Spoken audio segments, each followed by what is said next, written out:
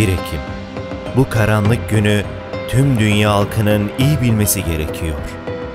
Uluslararası normları, ortak değerleri ve tüm insan haklarını ve hürriyetlerini ayaklar altına alan işgalci Çin komünist rejimi 72 yıl önce tam da bugün iktidara gelmiştir.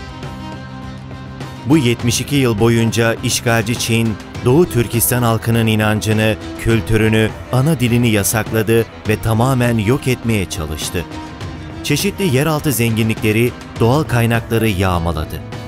Uygur nüfusunu zorla kısıtladı ve çok sayıda Çinli yerleşimcileri özel teşviklerle Doğu Türkistan'a yerleştirerek bölge biyografisini değiştirmeye çalıştı.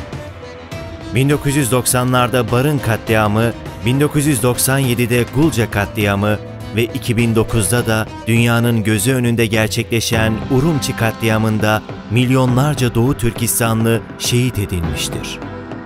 Yakın geçmişte ise Çin işgal hükümeti Doğu Türkistan'da her kesimden sivil halkı keyfi suçlamalarla tutuklayıp Nazivari toplama kamplarına kapatarak sistematik soykırım uygulamaya başlamıştır.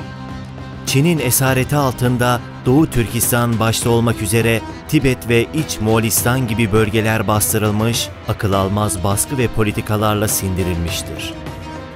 Nitekim Çin, dünya üzerinde her alanda etkisini daha da güçlendirmeye ve genişletmeye çalışıyor. Çin komünist rejiminin korkunç yayılmacı politikasının zamanında önlenmesi tüm insanlığın yararı için ortak bir sorumluluk ve herkesin görevidir. 中国现在不是，将来也不足超级大国。